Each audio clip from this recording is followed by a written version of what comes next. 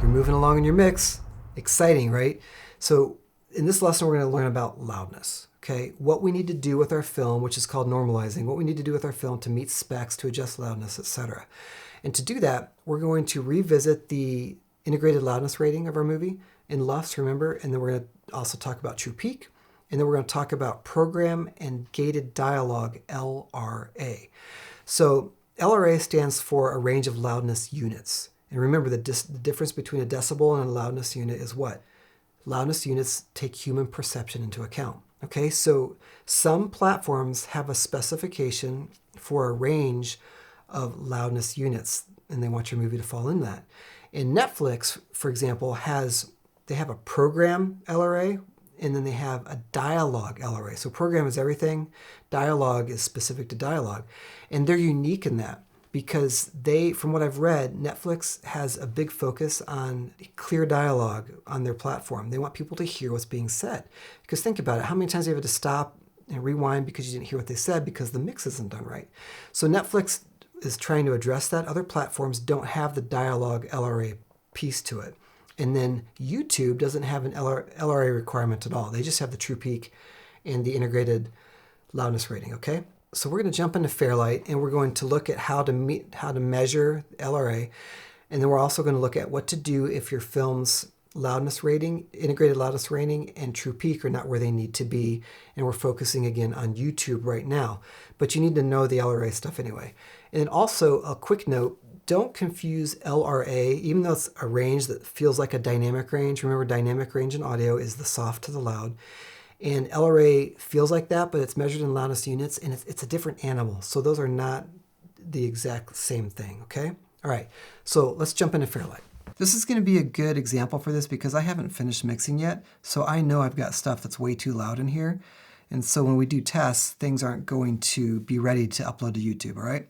So let's do this. So remember, the primary way to get our integrated loudness rating is to go to the beginning, go to the first frame of our film, and then reset our loudness meters and click start and play. And we have to go all the way to the end. Reckoning's like 29 minutes long. That's going to take a while, right? Is there a faster way? Actually, there is. If I go up to timeline, bounce mix to track. So we haven't talked about bouncing. What is this about? Well, back in the days of tapes and decks, audio engineers had to bounce things to another tape because they'd run out of tracks, because the decks would only have like 4 or 8 tracks, maybe more. But what they do is, like, let's say they had 4 tracks of effects. Well, they would bounce those to another deck and mix all that down to 1 track. Then they'd free up other tracks to do other things, right? And so we still call it that.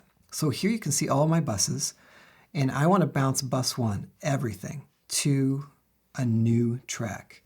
It's going to add a new track in my timeline, and it's going to put a stereo mix of everything right there. Don't do this to one of your existing tracks unless you specifically created a track for this, because if I said, oh, bounce it to guns or effects or ambience, it's going to overwrite what's there. All right, so that's important. New track.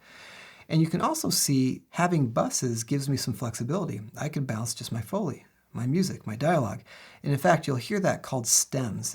If you hear someone say, refer to stems in mixing, it's a track of certain things mixed down. So when you have a bus, you could do that. It's one way to do it. So again, bus 1, new track, and then click OK. There we go. And now that's complete, look what I have. It added track 22, and this is my entire mix. In fact, if I soloed this, I'm going to hear everything. Where is she? See? Pretty cool, right? So now, why did we do that? Because with this done, I can right-click and say Analyze Audio Levels. Not Normalize, Analyze. And this is the standard we want, and click Analyze. Much faster, right? So my integrated loudness rating is -27. That's lower than I want for YouTube. If we were going to Netflix, that's perfect. True peak, way too hot, right? And this is what I said. I've got gunshots and stuff that I know are too loud, and so it's cranking it up. Now, let's say I had mixed everything. I thought things were dialed in, and I got some kind of crazy rating like this. What would I do?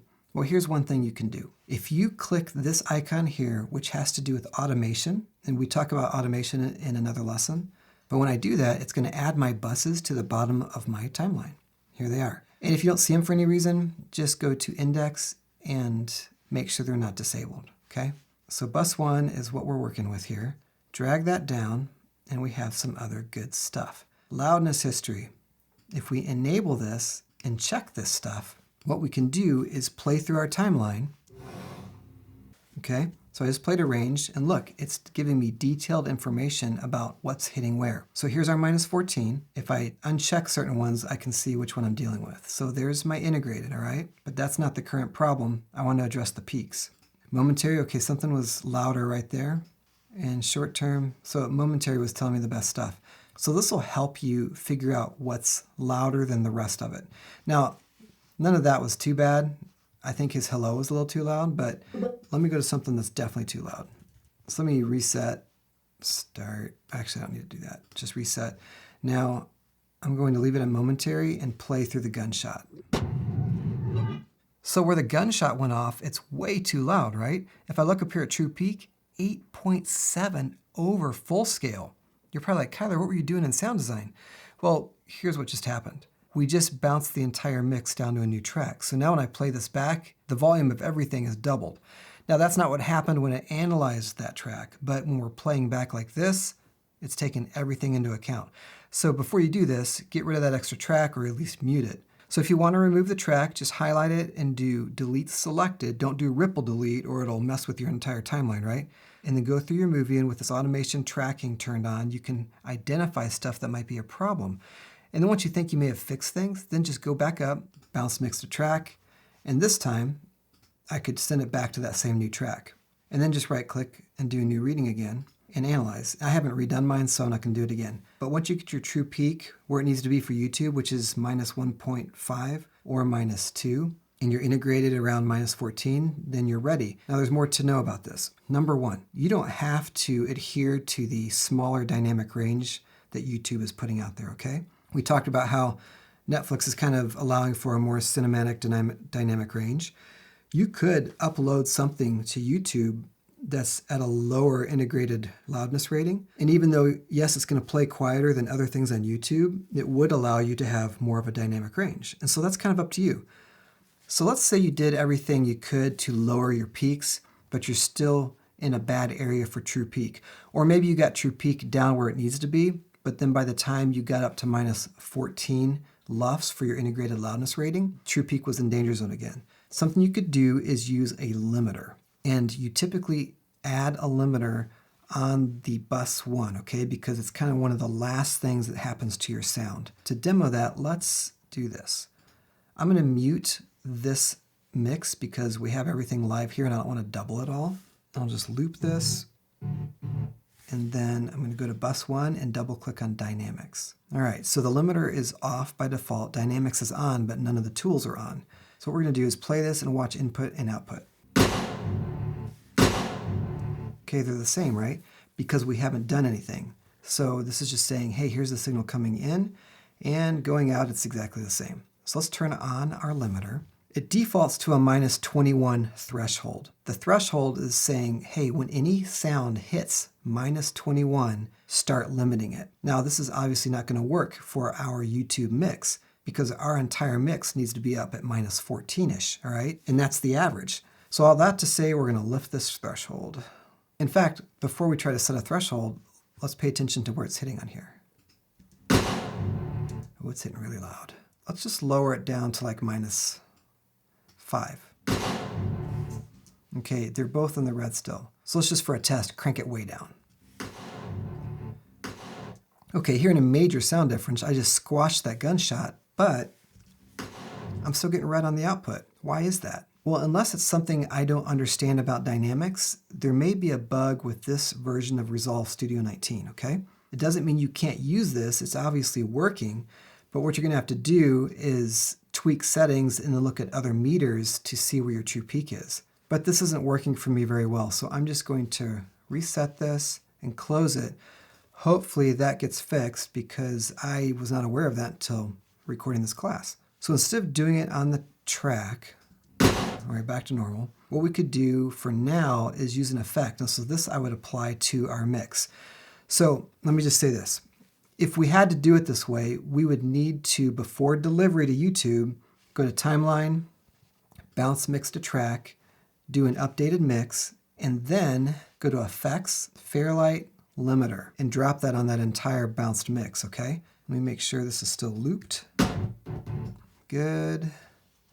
So this is going to show what's peaking here. Ceiling is the same as threshold. Release is how long the limiter hangs on to things. And let's loop it. Okay, we're right on both sides, right? But we haven't done anything with our threshold. So let's lower that. Let's do -5. Okay, check that out. That shows us what's being squished down. But we're still in the red a little bit, so let's do it a little more. Still in the red, do a little more. Okay, that's what that's supposed to do. So we've got super hot over here, but now we're down in like a dialogue zone over here. So this is much better, and this is what that track-based one is supposed to be doing. So all of that to say, set it to where it looks good, where it still sounds good. And by the way, sounding good is an important thing. You don't want to squish it down so much where it sounds awful, okay? So only limit as much as you absolutely have to. And then you could just go to the beginning of your sequence, reset, start, and get updated readings. So that's one approach you could take if you can't get your true peak down. Another thing you can do is use compressors at a track level. And so just check out the compressor lesson for that information. So that gives us an idea of what we need to do to get ready for YouTube. One thing I haven't covered, let's say you get your true peak down, way down in the negative, and so your loudness rating and your true peak are much lower than they need to be for YouTube. Well, this is when you go to your main bus and you just use the fader and gain the whole thing up a little bit until you got the right readings, okay? Now, the other thing we need to quickly cover is our loudness range, LRA. Our loudness range is right here in the meter. So if I click reset, start.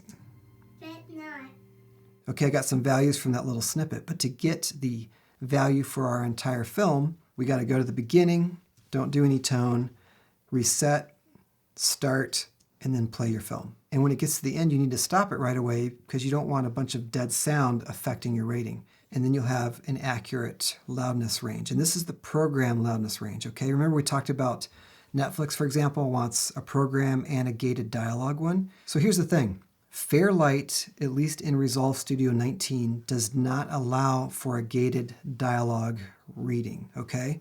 When I do a gated dialogue loudness range reading, the application is going to ignore all the silence. So I could just solo these, play the whole thing, and it's only going to pay attention to when there's actual sound. And that's what Netflix wants. If I did a program one, it would be off because it's taking the silent stuff into account, and that's not what we were after. And so in this current version of Resolve 19, Fairlight cannot do the gated dialogue reading. The good news is that doesn't matter for us uploading YouTube because YouTube specs don't even talk about loudness ranges anyway. But if you wanted to do that, you'd need to get another tool. For example, I use a metering tool from Isotope called Insight, and I should have it here on my bus one. Here it is. And so Insight allows me to go in. I have a separate lesson on this tool in case you want to use it. It's not too expensive, especially if you can find it on sale. I think I got it for $50. But if I click on the settings here, see, I can say dialogue gate, okay? And so I can get that accurate reading. And this metering tool is nice. It does some cool stuff. But again, not a big deal right now because we don't have to concern ourselves with that for YouTube. For YouTube, we just need to make sure that our integrated loudness rating is not over -14 and as close to -14 as we can get it. And then our true peak is -1.5 or -2, all right? Now, if you were too hot, if you were over -14 and your true peak was too hot, YouTube is going to squash your audio down. Netflix would refuse it if you didn't meet the requirements, but YouTube just squishes it down on their own because everyone's uploading to YouTube and most people don't know how to do all this stuff, right? So hopefully that clears some fog regarding all of this. Definitely check out other lessons that pertain to this as needed, and then hit up the community with any questions. See you in another lesson soon. If you're an aspiring filmmaker, you should check out my online film school, Write and Direct, writedirect.co. Because if you came to me right now and said, hey, I want to make movies, what should I do? I would say one thing. You need to learn the craft from development through post-production, but learn it for very little money spent. And that's going to do two huge things for you. Number one, As a starting out director, you've got to know how to do everything, because unless you have thousands of dollars in the bank to pay crew, you're going to be waiting on people to help you. And that's not a good plan to move forward. You need to be able to push the needle on your career so that if your gaffer doesn't show up because they got a paid gig, you know how to light, etc. So I teach you everything. From development through pre-production, production, and post-production, you will learn how to do it all. And then I teach you for very little cost so that you can take the money, the thousands of dollars you didn't spend on traditional film school, and you can buy the equipment you need to continue making movies after this first thesis film, because you make a thesis film during the training. And this is huge, because a problem with modern film schools is like the film school I went to you had access to all kinds of gear, cinema cameras, sound stages, Fisher dollies, you name it, they had it. But the problem with that is when you graduate, you lose access to all that gear. So you're on the streets of LA, you may have been a directing major, so you've got a thesis film, but then that's it. And the film industry doesn't care about that. You have to continue making movies, but it's on your dime, all right? So my goal is to help you realize your dreams faster than I did, because if you don't plan for those expenses, you can put years of delay into your pursuit of the craft, and I don't want that to be you. WriteDirect.co, check it out. I hope to see you there, and if not there, I'll see you on the channel very soon.